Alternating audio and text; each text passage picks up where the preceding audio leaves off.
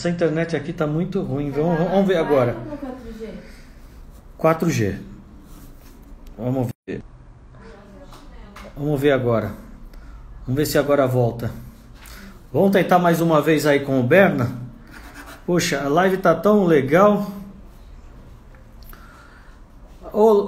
Alô, Ricardo Berna. Vamos tentar mais uma vez. Estamos voltando.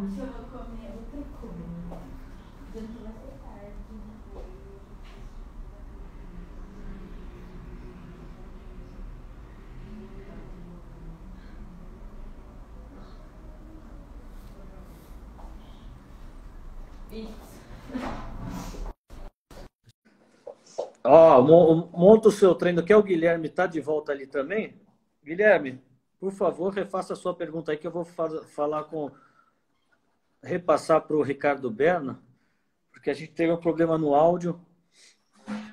Às vezes dá um probleminha no áudio. Acho que agora voltou e agora vai bem, hein? Vamos lá, vamos com tudo. Vamos com fé. O Berna, então, legal. O Guilherme vai refazer a pergunta. Então, ele eu tinha visto a pergunta dele do jiu-jitsu, né? Isso, ele vai refazer aí para eu te falar. E aí você estava falando sobre a língua japonesa, que você, falar a verdade, você tem que treinar, né? Tem que ficar em contato, né? Acho que a prática leva à perfeição, né? Então, se quiser falar fluentemente, né, qualquer língua, se você parar, você começa a falar fluente quando você pensa na própria língua, né? Então, se você para de pensar, acho que dá aquela Não perde fala aquele hábito, né, digamos assim. Não fala a palavra travada, senão trava aqui. Ô, Cris, obrigado. Estamos ouvindo agora. Um abraço para o Bruno. Aqui, vamos ver a pergunta aqui. Ricardo, vi que você gosta e pratica jiu-jitsu. É possível praticar outro esporte concomitante com o futebol profissional? Olha, é possível, mas tem que ser responsável. Não é indicado, mas é possível, tá? No futebol, o trabalho é todo direcionado, né, única e exclusivamente para aquilo que você vai fazer no campo no dia de jogo. Tá? Mas principalmente quando o atleta está em formação, ele tem bastante tempo ali ocioso quando ele não está jogando, né? Porque quando os outros jogadores, os outros atletas estão atuando, muitas vezes ou ele não é convocado, né? Ou ele fica ali ocioso no banco de reservas. Claro, na representação é feito um trabalho direcionado para esses atletas, é puxado um treino físico, né? Mas muito das valências, né, que podem ser trabalhadas para se ter um desempenho, uma performance maior, vai depender do próprio atleta, né? O clube oferece toda a infraestrutura para que o atleta desenvolva isso. Mas se ele quiser fazer isso fora do clube, ele assume um risco muito grande, né? E até no contrato do atleta é previsto que ele não pode ter esse tipo de atuação, né? Qualquer coisa que traga risco, né, ou dano para o seu corpo físico, né? Isso é passível até de rescisão de contrato, então não é indicado, mas é possível. Legal. E já vamos emendar então, já para você responder para o René Lima, qual foi a sensação de jogar no Fortaleza? Até lembrando, o Jefferson, goleiro do Botafogo, que foi goleiro da seleção também, ele treinava capoeira, né? Ah, capoeira? E o desempenho dele no gol era até espetacular, por conta de toda a flexibilidade que ele adquiriu com a capoeira. Ué? Alguns jogadores também deviam treinar capoeira. O Hernanes, por exemplo, no São Paulo, daqueles mortais lá, que lá deve vir de algum treino assim, né, Bernardo? Alguma habilidade desenvolvida ali, ou talvez, porque às vezes traz uma memória também da infância, e como o ápice físico ele prevalece ali no esporte de alto desempenho, é bem possível você conseguir manobras daquelas se você tiver a coordenação. Legal aí. Você já vai responder para o René, mas só agradecendo aí o Guilherme, que ele falou ótima resposta. Ele é educador físico, ele também pensa como você, com responsabilidade excelente. Mesmo que os benefícios físicos de outros esportes podem facilitar no futebol, flexibilidade, potência. O desafio é se o atleta estiver jogando, por exemplo, além do risco, né, de ter uma lesão, etc., porque quando o atleta joga, ele precisa se recuperar, e quando ele recupera, ele tem que voltar ao treinamento. Então, o risco é muito grande, não vale a pena, né? A não ser que seja algo muito direcionado, né? Por exemplo, o Romário é um exemplo disso, né? O Romário, ele gostava do futevôlei e ele gostava de se condicionar com o futevôlei, e ele chegava a bater de frente com os profissionais do clube, né? Porque ele queria se sentir bem e ele se sentia bem com aquilo, né? E quem vai dizer que ele estava errado com os resultados que ele teve?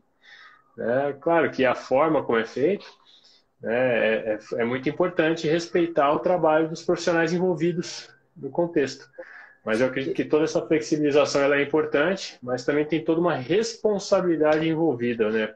O clube acaba perdendo um controle que é importante, né? Tamanha a cobrança que é exercida em cima dos profissionais, tanto da comissão técnica como dirigentes. Então, o atleta ele também é importante ele ter essa consciência, essa noção, para favorecer o relacionamento dentro do clube. Então, assim, quando eu digo que não é indicado, eu estou relacionando com tudo isso. O Berno, é curioso isso. Você estava falando do Romário, você teve lá no Fluminense com ele, né? Ele não era muito afim de treinar com o que passava para ele, e ele falava que já treina futebol e ele se sentia preparado. Era isso ou não? Não, ele treinava também, participava dos treinamentos, mas ele gostava eventualmente. Tinha momentos que ele queria estar jogando o futebol dele. Ele achava que ele não tinha que aparecer ele no clube, ele queria fazer outra coisa, ele ou se comunicava ou não sei como ele fazia, mas ele sempre teve muita personalidade, né? Uma pessoa sempre que foi muito decidido daquilo que ele queria. Até para mim ele foi inspiração em relação a definir objetivos, porque eu cresci vendo ele dando entrevistas, né? E eu me lembro que quando ele conquistava um objetivo, quando iam entrevistar para ver o que ele tinha que falar, ele já estava falando, não, eu já estou focado em outro objetivo. Então ele sempre tinha uma meta, sempre tinha um objetivo.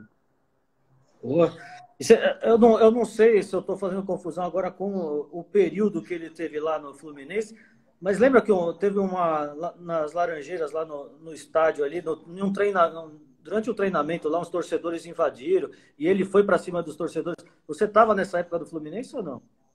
Não, eu cheguei logo depois, foi Depois. 2004, 2003, se não me engano. Ótimo. Ó, o Guto Albuquerque está aqui falando, meu parceiraço Ricardo Berna, quando vier a Fortaleza, me avisa. Show de bola, Guto, assim como cadê? O René Lima, jogar no Fortaleza, foi maravilhosa. Muita saudade de Fortaleza. Gutão, aí vou fazer aquele contato para a gente fazer aquela resenha. O René Lima, que te perguntou sobre o Fortaleza, falou que perguntou como é que foi a sensação de jogar no Fortaleza. O time de massa, né, cara? Quando eu parei de jogar em 2014, decidi voltar em 2015 e logo fui contratado pelo Fortaleza e foi a fase mais feliz, né, da minha família, que foi o período que nós moramos lá, jogando pelo Fortaleza. Me senti muito bem na cidade, o clima, a torcida, o estádio, foi tudo clube, foi tudo show de bola. Então, também era um momento de maior maturidade meu na carreira e eu pude aproveitar muito bem, tanto que a gente, com o elenco que nós tínhamos, nós batemos recorde de campanha na Copa do Brasil, conseguimos o bicampeonato estadual e foi sensacional viver essa experiência próxima ali de encerrar minha carreira. Chegamos até com o clube na Série C, né, que dentro das condições que tinha, nós chegamos a tirar dois clubes da Série A na Copa do Brasil, né, que foi o Flamengo e América Mineiro. E não tiramos o Inter porque tivemos 5 desfalques no jogo de ida, né, que foi lá em Porto Alegre, e isso prejudicou bastante. Nós perdemos por 2 ou 3-0, se não me engano. E no jogo de volta nós vencemos o jogo, mas não foi suficiente. Legal, Berna. Olha, só para responder aqui para a Cris, ela perguntou sobre você foi com 14 anos, lá a sensação de ir para outro país na época. O Berna falou aqui sobre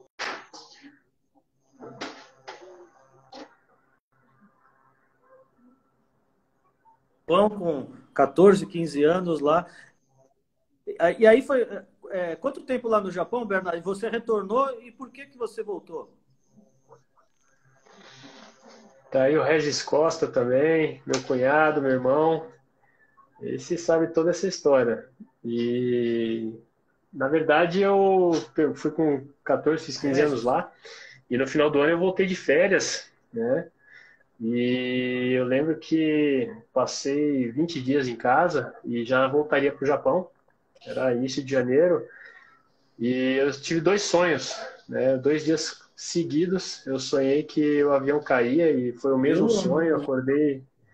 Acordei ali, eu lembro até hoje a imagem da janelinha do avião, os prédios, as pontes se aproximando e acordei no momento do impacto mesmo. E no dia seguinte o mesmo sonho, aí eu falei, não, tem alguma coisa errada aí, peraí. Aí eu fiquei com muito medo mesmo e falei pro meu pai que eu não ia mais voltar. Meu Deus do céu. Olha. Bom, aí você voltou para o Guarani direto? Na verdade, eu não tinha nenhuma possibilidade aqui, né? Eu decidi não voltar para o Japão. Foi uma decisão. E a partir dali, eu lembro que meu pai pegou umas férias, a gente que é muito comum em São Paulo, descer para o litoral ali, Baixada Santista, né? Fomos para Praia Grande, no apartamento de um dos amigos. E ali eu até tentei surfar e não me dei muito bem, né? Mas é um exercício que eu gosto. E assim que nós voltamos dessa viagem, o pai conseguiu uma experiência para mim no Guarani de Campinas. E eu lembro que o treinador de goleiros estava treinando o goleiro que ia disputar a Copa São Paulo de Juniores, que era o terceiro goleiro do profissional na época. E ele me recebeu lá para uma avaliação e eu fui muito bem. E ele já mandou eu me apresentar após o carnaval. Então, passado o carnaval em fevereiro, eu já ingressei no Guarani de Campinas e iniciei ali minha trajetória, onde eu profissionalizei com 17 anos de idade e dei sequência na minha carreira. Como é que foi o começo ali no Guarani? Foi legal? Teve sucesso? Quanto tempo de Guarani? Como é que foi a relação com a torcida? Que o torcedor lá cobra muito, né? É verdade. Eu não cheguei a fazer, foi um erro meu, sair do Guarani sem fazer um jogo ao menos pelo profissional. Eu tive uma convocação no banco, no Brasileiro de 99, com o Carlos Alberto Silva. Eu profissionalizei em 97, com 17 anos de idade, e fiz meu primeiro contrato profissional tinha 2 anos de validade, dois ou 3 anos, eram 3 anos ou 2 anos e meio. Que na verdade, sim, eu assinei o contrato na metade da temporada de 97 e até o final da temporada de 97, 98, 99. Né? Então, eu praticamente chegaria ali no final de 99, ainda pertencendo ao clube. Né? Estava naquela transição da mudança da Lei Pelé. Então, se eu saísse, seria para outro clube no início de 2000 e foi exatamente o que aconteceu, mas não era a minha vontade. Eu cheguei a apresentar com o Ricardo Gomes em 2000, né? Tinha o Carlos Alberto Silva que estava ali e gostava muito do meu futebol. E o clube faria uma excursão para o exterior e eu era o 4 goleiros, né? E tinham 3 goleiros na verdade. E o vice-presidente levou o filho dele para o clube, que ele era um goleiro do Et Jundiaí, e acabou colocando ele na viagem, e aquilo me deixou bastante incomodado. E aí eu comecei a fazer contatos, e aí achei uma pessoa no União São João de Araras que ia me abrir uma porta, e aí eu fui pedir minha liberação. Né? Negociei com eles para ficar treinando, até conseguir alguma coisa. E aí pedi minha liberação, fui rigoroso, né? Não quis resolver. E o Ricardo Gomes, que era o treinador na época, eu lembro que naquele período eu fiquei tão encostado que eu cheguei a treinar na linha, cheguei a fazer um treino coletivo como lateral esquerdo, né? Com os profissionais do Guarani. Eu sempre tive muita disposição física, né? E o Ricardo Gomes gostou muito da minha disposição, e quando acabava os treinos, ele e o Cristóvão, que era o auxiliar dele, eles ficavam chutando a bola nos goleiros ali. Aí eu colocava meu agasalho, minha luva, né? E ia lá fazer sparring para eles. E eles gostavam da minha aplicação, né? E eu conquistei a confiança deles ali. E quando eles estavam saindo para a viagem, o Ricardo Gomes chegou a me chamar e me disse que ia mandar eles me inscreverem no Campeonato Paulista, para que eu permanecesse, né, e aguardasse eles voltarem, que eu estaria inscrito no campeonato e aí fatalmente eles teriam que assinar um contrato comigo. E aí eu falei para ele esquecer a ideia, pedi para ele me ajudar a sair do clube e quis sair, né? Talvez se eu tivesse aguardado ali teria sido diferente minha trajetória. Dali eu tive que, foi em 2000 isso, né? Eu rodei por vários clubes diferentes, fui jogar na 5ª divisão de São Paulo, né? Cheguei a me lesionar em um clube da 4ª divisão do estado de São Paulo, fiquei 8 meses parado, depois fui jogar a 2ª divisão, a 2, até rodar outros clubes do país, né? Joguei Mineiro até chegar no América Mineiro e ser contratado pelo Fluminense. Então, se eu tivesse tido um pouco de paciência, né? De tolerância ali, né? Feito uma gestão melhor, com certeza o potencial que eu tenho, né? Teria causado algumas confusões internas ali, mas teria conquistado meu espaço, naturalmente. Mas no fim deu tudo certo. Mas nessa rodada aí, nessas lesões que você teve, não foi jogando na linha, não, né? Não. Essa lesão foi jogando gol. Tem um episódio interessante que quando eu fui para Capivari, né, onde eu joguei na 5ª divisão do estado de São Paulo, eu era cobrador de faltas oficial do time, então eu treinava muito. Capivariano você jogou? Foi a época que o Rogério joguei no Capivariano e eu morava ali no clube, na verdade, né? E foi um período bem interessante da minha vida, onde eu paguei realmente o preço, né? Tá aí o André Minuti, grande André. Seja bem-vindo. Esse cara conhece muito da minha história também, é família, é irmão também. E um dos melhores Master Coaches do Brasil. Se não o melhor, né? Já você vai falar sobre isso também. Quero saber dessa parte de coach aí. Ok. E, enfim, ali eu treinava muito, né, para bater faltas ofensivas e é um desgaste grande. Eu não sabia trabalhar equilíbrio muscular, corporal. O trabalho de compensação, que é muito importante, e acabei no final do ano tendo uma lesão, no pubis, e isso me deixou 8 meses afastado dos gramados, que quase acabei encerrando a minha carreira ali. Mas encontrei uma pessoa, Marcelo Zanin, de Mogi das Cruzes, um cara espetacular, sabe muito do corpo humano e para qualquer patologia, antes de cirurgia, eu sempre indico ele, porque muito dos problemas do corpo vem da mente, né? E buscar equilibrar o corpo e a mente, esse é o cara. Marcelo Zanin, de Mogi das Cruzes.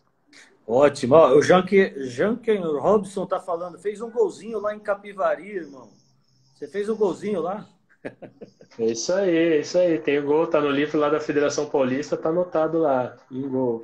Na verdade, não foi em Capivari, foi no interior de São Paulo. Não tinha nem vídeo, cara. Aquele lá, até o juiz veio perguntar onde eu aprendi a fazer aquilo. Foi lindo, gol. Eu conto isso, a galera não acredita.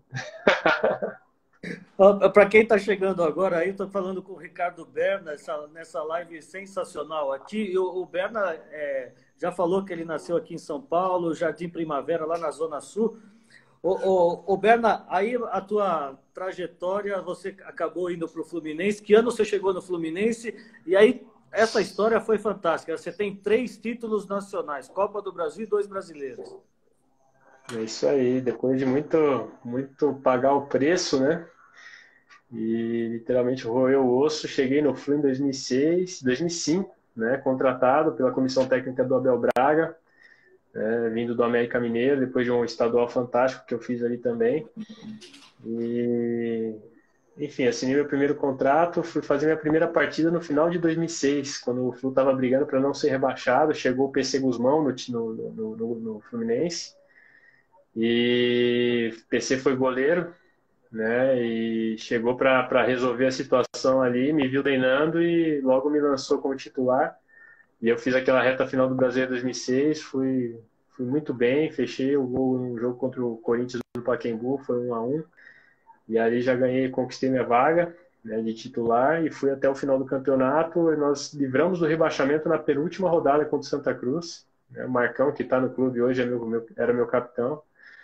Lembro até hoje que a minha estreia foi no Maracanã contra o Botafogo, né? E nós perdemos de 2-0, 2 gols de meia bicicleta do Zé Roberto. O cara tava impossível naquele jogo.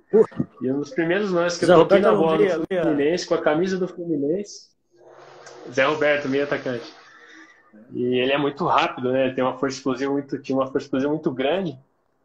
E lembro que recuaram a bola para mim da lateral direita. E eu sempre gostei de jogar muito com os pés. Eu dominei a bola e olhei para a esquerda para já procurar o lateral esquerdo e estava marcado, né? E quando eu olhei para frente, o Zé Roberto já estava vindo no pique e não ia dar tempo de eu chutar a bola para frente. Eu fui correndo para chutar e eu tive que ajeitar na primeira e fui correndo para chutar. Quando eu chutei, a bola bateu nele, ele pulou, a bola bateu no pé dele, atravessou a frente do gol todinha e saiu rente atrás do lado. Quer dizer, um lance, que seria o meu primeiro lance, né, poderia ter estragado toda uma história. Mas Deus agiu ali naquele momento. Aí eu lembro que o Marcão chegou, eu tava aqui arrumando a bola, bateu o tiro de meta, viu aquela chuteira Nike do Marcão, o capitão.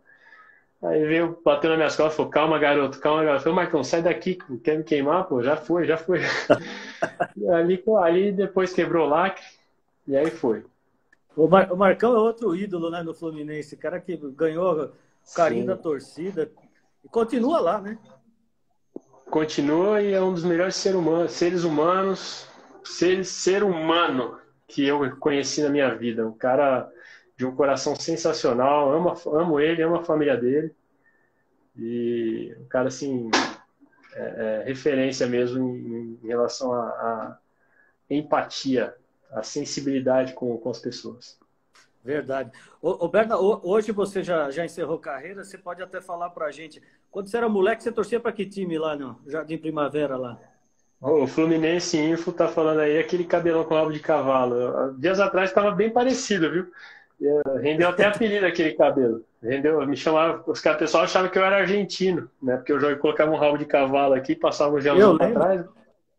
Aí os caras só falaram que é o louco, né? Depois daquele lance do Zé Roberto, os caras falaram que eu era louco, porque na estreia fazendo negócio daquele. Mas a pergunta foi. Sobre seu time de moleque, quando você era garoto lá no Jardim Primavera, você... Então, meu pai sempre foi corintiano, então eu torci pro Corinthians também por conta do meu pai, influência dele, né? E durante muito tempo sempre fui corintiano, mas o primeiro time que eu joguei no Campeonato Amador, eu tenho a camisa guardada até hoje, foi o Fluminense. Eu sou de São Paulo, né? Mas quando eu era garoto, que eu joguei nesse time, eu guardei essa camisa, tem meu nome nas costas, Puta, escrito Ricardo, né? E que um dia eu tava legal. jogando Fluminense e Corinthians, meu pai perguntou se eu tava gostando do jogo, né? E eu falei, tô. Ele falou, que time você tá gostando mais? Eu falei, aquele listrado, né? E era o Fluminense. E quis o destino que eu jogasse no Fluminense depois. Então, enfim, depois que eu me tornei profissional, né? Eu não escondo de ninguém o quanto eu sou tricolor, tanto das Laranjeiras como do tricolor de aço do Fortaleza, porque eu sempre vesti muito a camisa mesmo dos clubes onde eu joguei. Eu coloquei até o profissional em determinadas fases da minha vida acima da minha família, né, e de outros valores importantes para mim, e acabei invertendo esses valores. Né. Por um período eu acho até interessante, mas a longo prazo isso daí acabou prejudicando um pouco, né, a minha vida pessoal, minha vida sentimental, e esse preço pago acabou trazendo os resultados que trouxe, profissionalmente falando. Né, mas acho muito importante colocar cada coisa no seu devido lugar, né? E quando nós nos tornamos profissionais, né, principalmente no esporte, como é o futebol, né, como o mercado funciona hoje, é muito importante você, às vezes, ter um certo cálculo, vamos colocar assim, para não dizer ser frio e calculista, porque não tem como no futebol. O cara que falar que tem sangue frio no futebol, ele é mentiroso. Então, nós podemos até vestir um personagem ali. Eu aprendi a ser frio e calculista dentro de campo, porque até acreditei no Galvão Bueno, né? Vendo o Dida jogar, esses caras, o Dida é frio, calculista. E tanto que eu ouvi repetir isso e na minha formação, busquei isso também. Mas isso também acabou gerando alguns prejuízos. Eu até brincava com a minha família, brincava não. Falei recentemente com a minha família, falei, poxa, eu não sentia saudade, né? E é uma coisa assim, poxa, como assim não sentia saudade, né? E tem a ver com essa questão, foco, priorizar o trabalho e às vezes passava 15 dias fora de casa, então para mim às vezes quando eu pensava, quando é que eu vou de novo, né? Porque vicia, acaba viciando naquilo. e quando você vê é um processo que se torna inconsciente. Então, é muito importante ter essa noção, né? Pô, muito bacana. Ô, Bernard, e 2005, o Fluminense jogou a final da Copa do Brasil contra o Paulista, né? Você estava ali naquele jogo, você banco. Você já tinha chegado, né? Eu tinha chegado, mas eu não estava convocado porque eu não estava inscrito no campeonato. Ah, Eu você não estava estava assistindo o jogo lá em São Januário. inscrito, né? Não, eu cheguei durante o campeonato, eu não estava inscrito, mas já estava no elenco. Tá. No primeiro jogo eu estava em Jundiaí, eu estava trabalhando na Cristal Abel ali dentro de campo. Aí 2006, o Fluminense. Não, 2006 foi Flamengo e Vasco. 2007 que o Fluminense ganha a Copa do Brasil, né, com o Figueirense. Perfeito.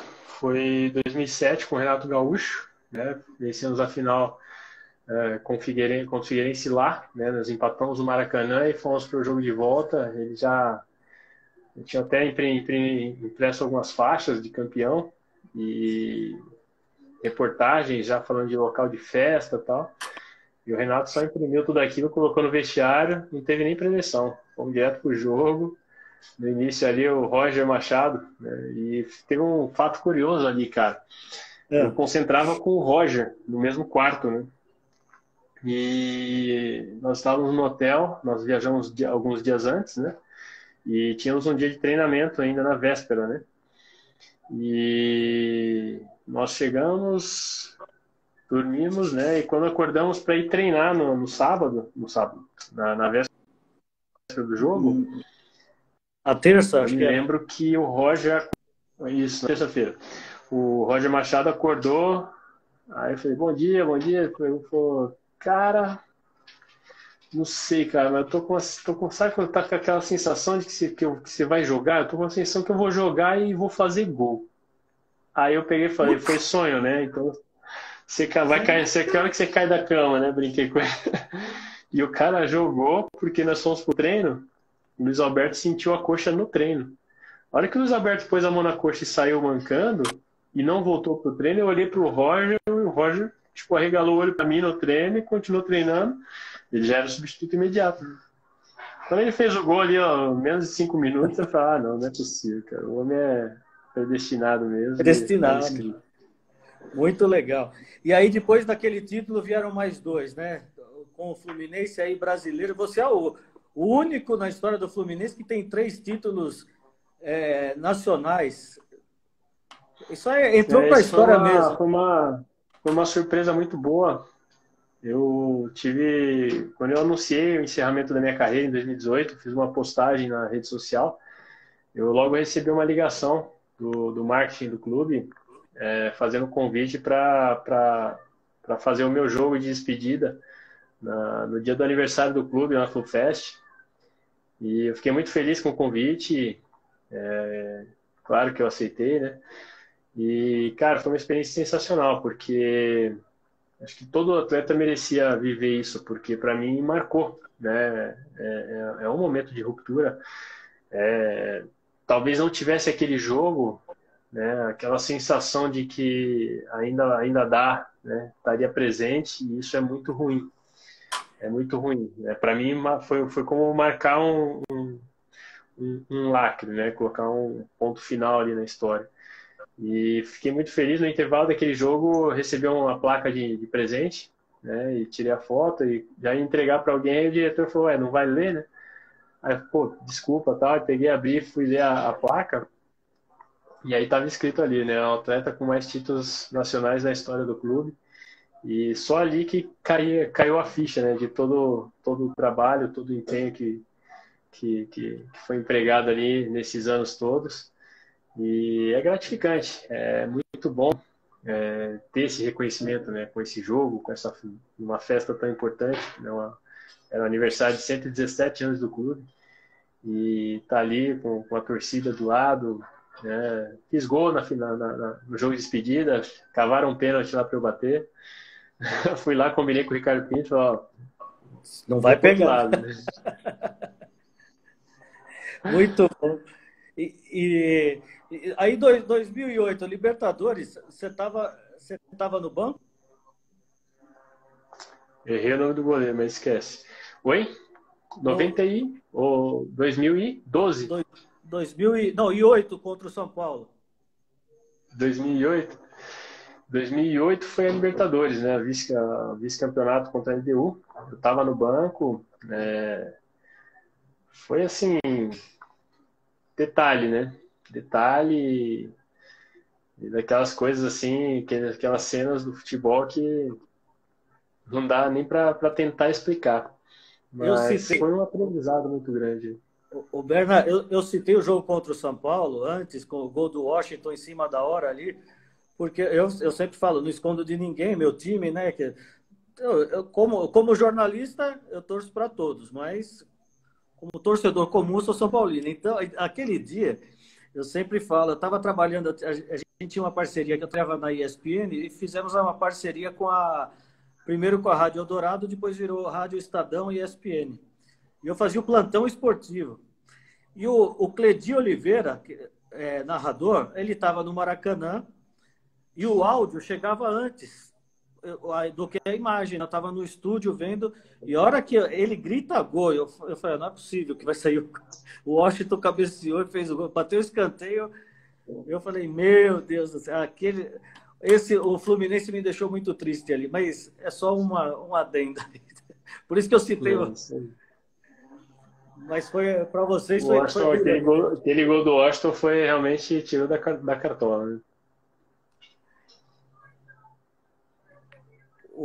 Contra a LDU, então faltou um pouquinho, né? Ali foi E nós bem. tivemos em 2009 também a Sul-Americana, né? Que a gente acabou indo para a final também, naquele ano que nós fizemos aquela arrancada no Brasileiro, praticamente dado como rebaixado ali, contrariando todas as estatísticas, né?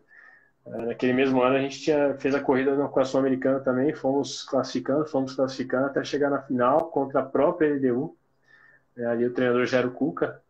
E já tem um fato curioso, né? O Cuca é muito supersticioso.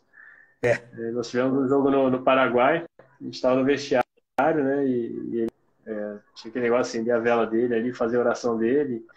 E o Marquinho Meia, ele também acendia uma vela, né? E o Cuca já tinha acendido a vela dele, o Marquinho estava no banheiro, todo mundo aguardando ali para fazer a oração. E o Marquinho foi o último a chegar e ele não tinha acendido a vela dele ainda. Ele foi lá, pegou a vela e acendeu na vela do Cuca, e a cera da vela do Marquinho apagou a vela do Cuca. Aí o Cuca tava aqui, olhou para o Marquinho assim e falou: pronto, ganhamos o jogo. Aí foi lá, acendeu a vela, colocou em pé. E outro foi na final, o primeiro jogo contra a LDU. A gente subiu de micro-ônibus, né? Que lá para chegar no estádio é um pouco mais alto que a cidade. Então só um micro-ônibus, né, que chegava ali. Só que a entrada do estádio ela era meio embicada, assim. Então no ônibus subindo ele não conseguia entrar direto. Então ou ele passava e entrava de ré, ou ele em outro lugar fazia a volta para poder entrar de frente, né? E a hora que o ônibus chegou, ele embicou e veio para entrar de ré. A hora que ele foi entrar de ré, o Cuca, para, começou a bater tudo. A gente até assustou, falou, não, para aqui, a gente vai a pé, não vai dar ré no ônibus, não. Putz! Ele falou, ele não gosta de dar ré no ônibus, senão perde o jogo, entendeu? Cada uma. Aí a gente foi passando no meio da torcida até o vestiário, foi uma cena inusitada. Dona Silvia, prazer ter você aqui, Pascoaloto. Muita saudade, Silvinha. Como é que estão vocês aí no Sul? Grande beijo. A Silvia do Sul? Mãe da Cacá, esposa do Roger Machado, meu grande amigo. Acabei de mencionar agora há pouco aqui o gol do Roger. E a Silvia aparece na live. Grande beijo, Silvinha. Que legal. O Roger, você tem falado com o Roger? Tá bem? O Roger, esses dias ele perdeu a mãe, né? Sim, falei com ele tá bem, né? Na medida do possível, daquele jeito. É o que nunca espera, mas é a vida que segue, é daquelas coisas que só Deus conforta, né? Verdade. Ô Bernardo, eu quero te falar, atualmente você faz o quê? Você trabalha com o quê? Bom, atualmente estou querendo voltar a trabalhar. Todos Eu estou há nós. 2 anos, né? Estou há 2 anos em casa e nesse período tenho estudado bastante a parte de gestão. Cheguei até a receber um convite da própria Portuguesa quando encerrei para iniciar lá um trabalho como executivo de futebol, mas que acabou não se concretizando. E aí fui estudar, fui me especializar, né? Fiz cursos de gestão, né? Tenho desenvolvido um trabalho com crianças, né? Aqui em São José dos Campos, junto que foi goleiro da seleção brasileira, né? Nós desenvolvemos uma academia aqui em São José e na qual nós conversamos com a escola, com a academia de futebol, né? Para conhecer o trabalho, @bpsumi, né? Olha, digita aí para mim, por favor. Arroba? Minha esposa que acabei de ver minha esposa entrando na live e já dei trabalho para ela. Digitar aí para vocês. Aline. E aproveita e Um curte abraço para a lá. A Aline. gente tá. Não dá moral para ela não, rapaz. Senão daqui a pouco ela começa a tumultuar na live aqui. Ela adora entrar nas lives para tumultuar, cara. É impressionante. E aí, então, nós iniciamos com esse trabalho com a academia, mas foi logo agora no início do ano, né? E com essa pandemia, tudo parou, né? Tudo acabou voltando a estaca zero, né? E estamos aguardando agora o momento de retomar, né, com esse trabalho, mas é um trabalho que é autossustentável, né? Claro que toda a inteligência é minha, da Thaís, e nós estamos até atuando.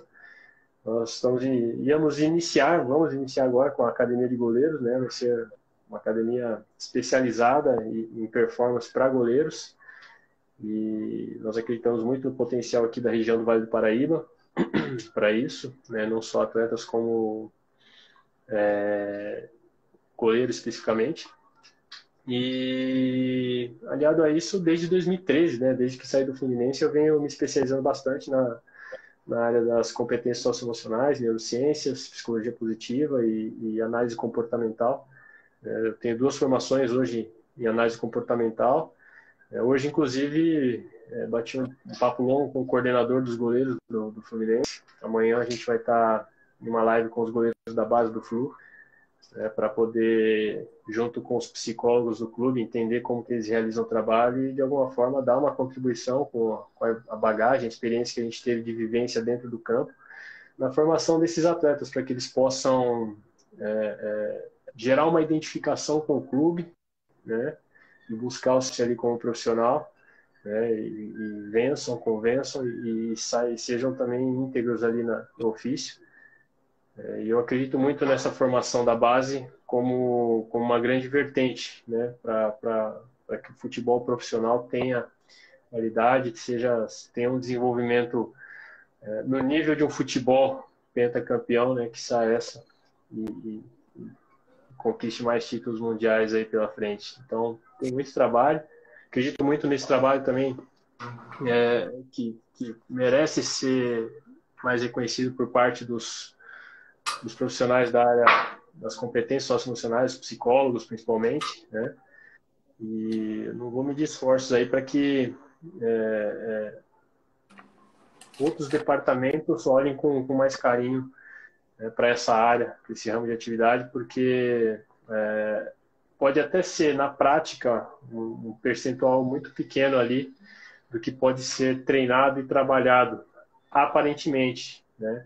Porque na hora do jogo, né, quando o atleta está dentro de campo, e isso não é só para o atleta, é para o ser humano, em qualquer área de atuação, quando o ser humano precisa tomar uma decisão, né, se não tiver com as suas competências socioemocionais e cognitivas equilibradas, né, a melhor decisão ela acaba não acontecendo. Então, pode ser de 4%, 2%, né, o treinamento mental, digamos assim, mas que na hora de um jogo, de uma prova, acaba assumindo ali proporções de mais de 50%. Então, tá aí o Fabiano, que é um excelente fisiologista, pode deixar o seu parecer, um dos melhores que eu conheci também, daqui da região do Vale do Paraíba, coordenador ali da Univap, uma das melhores faculdades da região. E assim, tanto a fisiologia quanto a preparação física, a parte técnica, tática, ela fica prejudicada se o atleta não souber como tomar as melhores decisões. Isso tem sido feito ao longo do tempo de uma maneira vulgar, né, na prática, analisando as reações e os resultados. Ok, isso é muito bom, mas se é possível treinar, por que não aproveitar melhor a aptidão dos atletas que já estão predispostos, né? Que essa predisposição, o pagar o preço, ele é fundamental, né?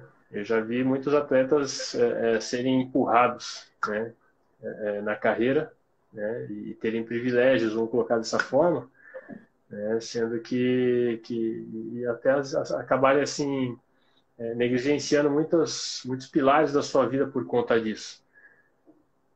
Eu não tenho vergonha de falar que eu joguei futebol graças ao incentivo do meu pai. Sim. Talvez eu tenha jogado futebol porque o meu pai, o sonho dele era ter sido atleta de futebol, e não tem problema nenhum nisso, desde que seja um processo consciente, né, e que a pessoa decida pagar o preço.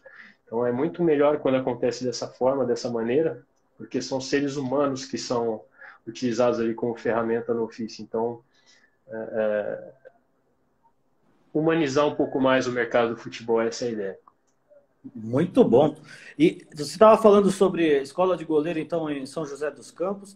Se eu não me engano, o Emerson Leão nasceu em São José dos Campos, ou em Ribeirão Preto. Então, referência não vai Ribeirão, eu faltar. tive com ele na Portuguesa, a gente conversou. Tinha uma história aqui que ele pulava o muro do campo aqui para treinar no Martins Pereira, em São José dos Campos. Eu perguntei para ele, ele falou, não, mentira, mentira. Ele contou a história dele, não vou falar agora, mas foi até bem interessante. Boa. Aí falando em Portuguesa, você parou na Portuguesa, aí teve essa história de você ser dirigente da Lusa.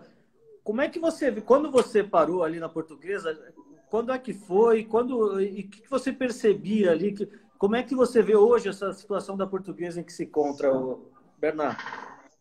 Olha, cara, eu prefiro nem comentar, porque é um clube pelo qual eu tenho muito carinho, por ser de São Paulo, minha avó era lusitana, ela era portuguesa, nascida em Portugal, eu sou português também, né? Eu tenho Uhum. dupla nacionalidade, e graças à minha avó, falecida avó.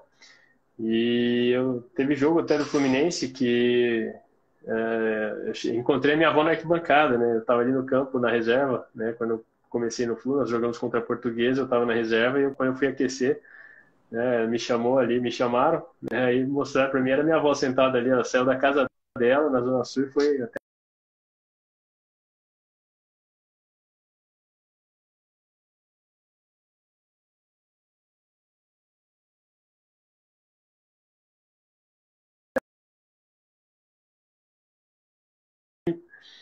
acabou perdendo a loteria porque colocou vitória pro Guarani, o Guarani perdeu, senão ela teria feito 13 pontos, cara. E, enfim, mas esse episódio foi algo assim até engraçado e lamentável ao mesmo tempo, né? Porque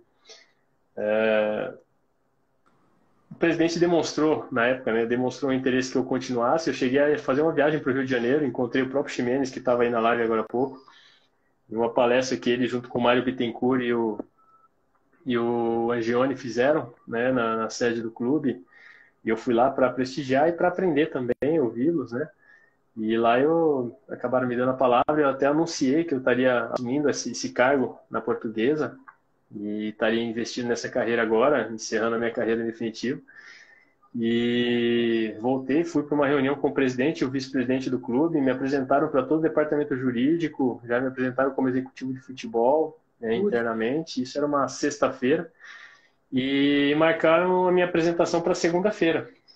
E aí eu fui para casa, era dezembro, né? E cheguei em casa, fiquei tranquilo, já comecei a fazer contatos para montar o elenco, né, pro ano.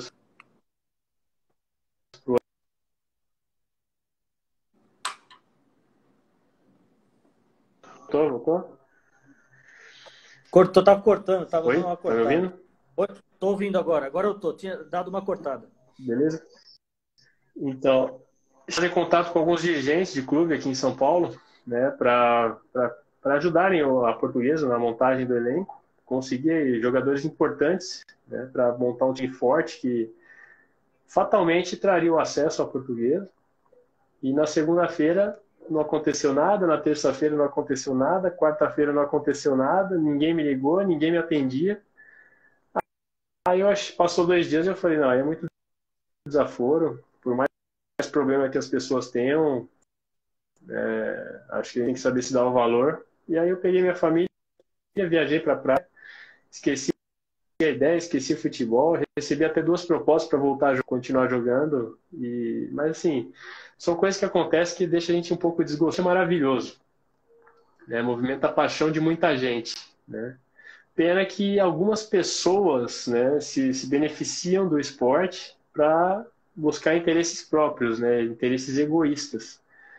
Então, a minha ideia hoje é poder voltar para o futebol, para dar a minha contribuição para que situações como essa elas possam ser reportadas e até sanadas ali, né, antes que aconteçam, porque tudo tem a ver com comportamento humano. Então, como eu me tornei um especialista em comportamento humano, por que não deixar minha contribuição com toda a bagagem que eu trago da vivência no campo, no esporte, e toda a especialização também que eu busquei fora de campo, né? Eu tenho a formação em gestão pela FGV, tenho formação como educador físico, então tenho o gabarito suficiente para poder deixar uma boa contribuição. Então, preciso começar, né? Então, estou pensando nisso, penso em fazer alguns contatos também para abrir essas portas, né? Quem sabe aí começar aprendendo e dar sequência já com a melhor contribuição que eu puder dar.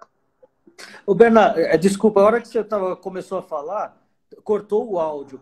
Em que ano foi isso que você falou da Portuguesa? Quem que era o presidente na época? Foi no final, eu joguei a temporada 2017 todinha. O presidente é um ex-radialista, Alexandre. O Alexandre Barros. Alexandre Barros, ele foi muito correto comigo, honrou todos os compromissos financeiros, né? Mas no final aconteceu essa situação aí. E depois eu encontrei com ele na festa da Federação Paulista, né? E eu fiz questão de ir lá cumprimentá-lo, mostrar que eu não guardava mágoa de nada, mas acho que ele nem lembrava da situação. Também era tanto problema ali. E um dia eu estava num curso de gestão, né, ouvindo o Alexandre Pássaro.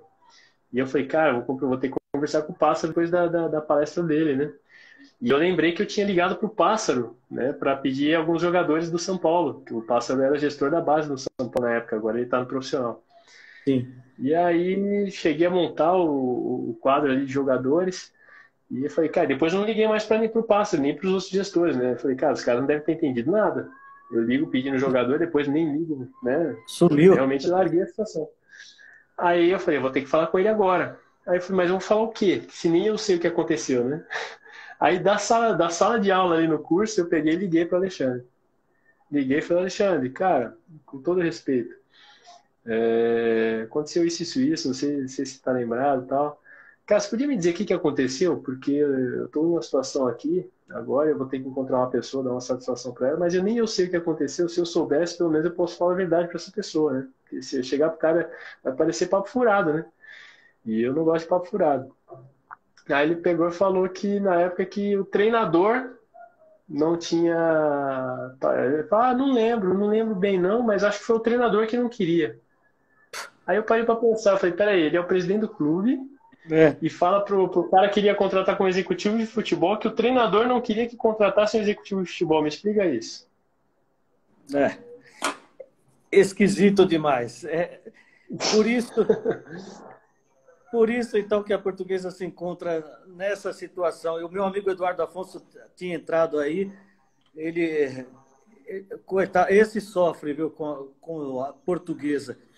É lamentável, porque eu fiz muita amizade com colaboradores do clube, o próprio departamento jurídico já começou a conversar comigo diretamente, os caras muito felizes ali com a situação, eles sabiam como a minha forma de interagir, de me relacionar, e sabiam o potencial, tudo que eu poderia ajudar, né, ali com a minha imagem, com o meu relacionamento a fazer pelo clube.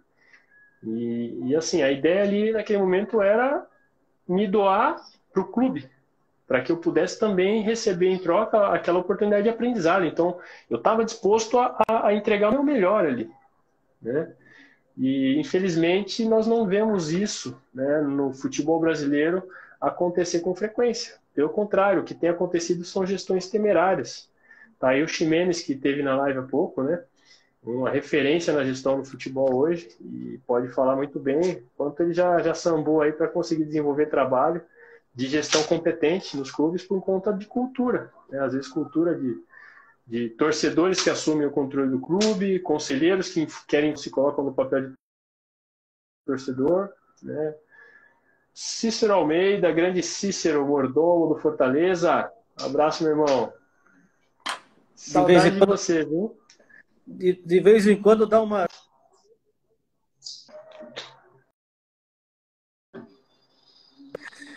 Essas travadas. O goleiro é um cara diferenciado mesmo, né? Parece que todos os goleiros são mais inteligentes que os jogadores de outras posições. Você já percebeu isso? Nada, rapaz. Todo ser humano é inteligente, não tem ser humano burro. Mas o goleiro parece que ele se prepara, não sei. Você conversa com um goleiro, dificilmente você pega um goleiro que é limitado no desenvolvimento, sabe? É uma posição que é uma posição que é diferente. Você tem que viver o jogo de uma maneira diferente. O goleiro ele vive outro jogo. É diferente dos jogadores de linha. O goleiro ele tem um espaço limitado. O goleiro é o único que usa as mãos. O goleiro é o último homem ali. Ele impede o orgasmo do futebol. Já parou para pensar nisso?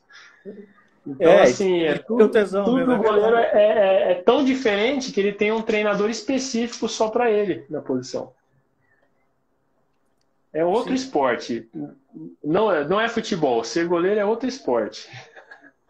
Perfeito. E o trabalho de treinador de goleiro, você nunca pensou em fazer? Isso aí não te Olha, chama atenção? É algo que eu faria tranquilamente. É algo que eu tenho certeza que eu me destacaria muito. Mas assim, eu não sei, nunca pensei diretamente, eu quero ser treinador de goleiro, até porque a preparação de goleiros exige um certo preparo físico, um certo condicionamento para você ter uma repetição ali de chutes, né? Eu teria que fazer toda uma adaptação para isso, né? Então é um preço que teria que ser pago. É viável? É possível? Totalmente, eu tenho totais condições de exercer esse ofício, né? Mas até quando eu decidi parar de jogar, eu estava tomando essa decisão, eu estava em Fortaleza ainda, eu liguei para o Abel Braga para me aconselhar com ele e falei da ideia até de ser treinador. Né?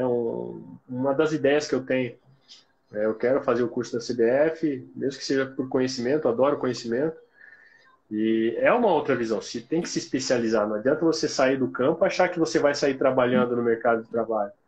É importante essa especialização, por isso que eu fiz ainda quando jogava a gestão e a faculdade de educação física, porque eu já vislumbrava uma continuidade no futebol. Mas ao mesmo tempo,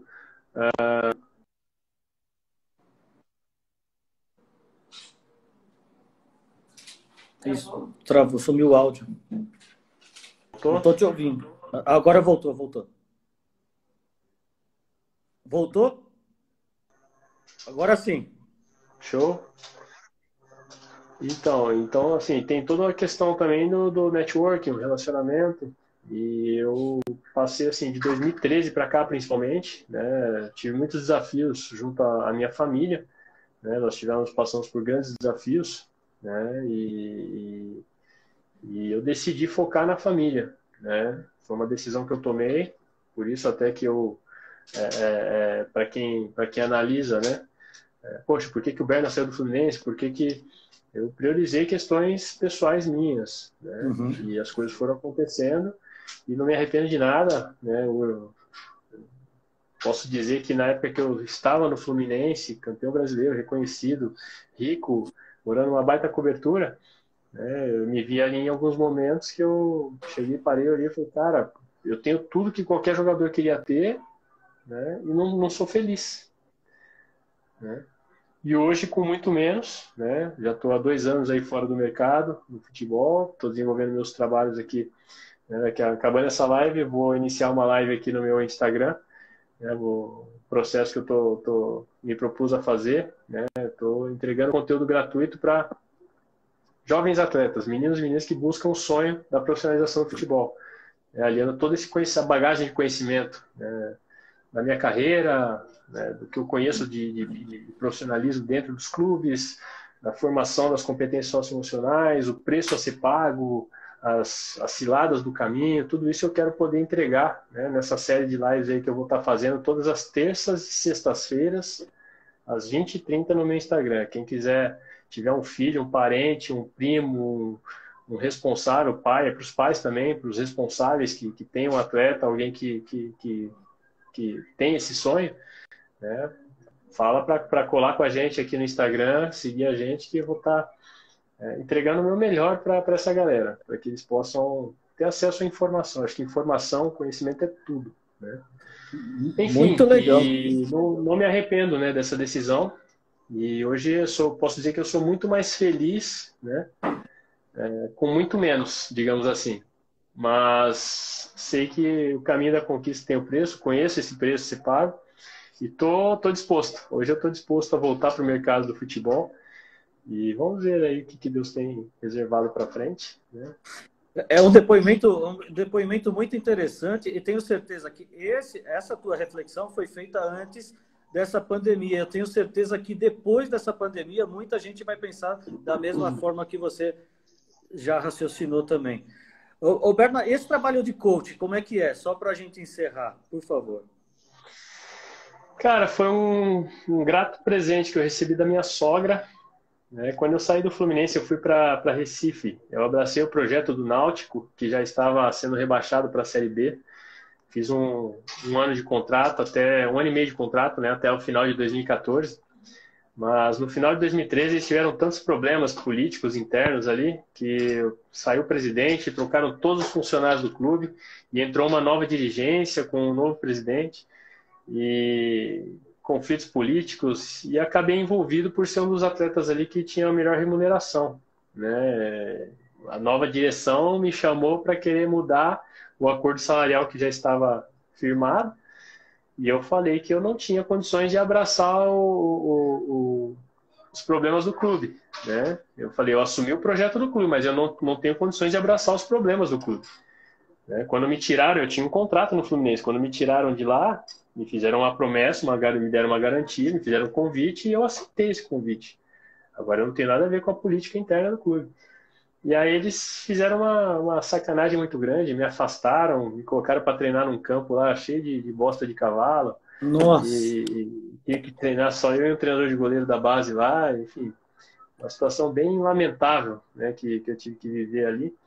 E quando eu tentei uma aproximação para um diálogo ainda, quando eles me chamaram, eles perderam um clássico, né? O goleiro falhou que eles colocaram, e aí eles falaram que eu tinha que estar com eles, me chamaram para conversar, e aí quando eu fui, eu apresentei, né, minha carta de saída do Fluminense, o Conselho Deliberativo me fazendo uma homenagem, e a matéria de quando eles tinham me afastado, né, dizendo que eu estava interessado, que eu era mercenário, que eu não quis aceitar a redução salarial e etc. Eu falei, compara essas duas matérias aqui e me fala o que você acha antes da gente firmar qualquer acordo. Aí ele tal, né, não sei o quê, nós erramos. Eu falei, beleza. Só que vocês me pagam quanto vocês podem, né, o restante eu vejo na justiça depois, ok? Ainda aceitei essa situação. Mas o acordo agora vai ser judicial. Tudo bem? Porque vocês mandaram eu contratar um advogado e eu contratei. Agora eu não vou desfazer o acordo que eu fiz com a pessoa, ou então vocês vão lá e pagam ele e fica tudo certo. Peraí, agora o papo é diferente, não sei o quê. Eu falei, não, eu só estou dizendo a vocês o resultado daquilo que vocês decidiram fazer. E eu estava disposto a voltar. Mas aconteceu que eles não me responderam mais, e aí foi quando eu decidi estudar. E aí eu ganhei um curso, eu estava bem chateado com tudo. Ganhei um curso da minha sogra, né? E eu fui nesse curso e foi sensacional as respostas que eu encontrei ali, né, de como funciona a mente humana, de como funciona o comportamento, os resultados, como surgem esses resultados. E aí eu descobri algo novo e decidi investir no meu pessoal, na minha família. E voltei para São Paulo, vim morar aqui em São Paulo, fui estudar nos Estados Unidos, cheguei a montar um projeto nos Estados Unidos, uma sorte na casa.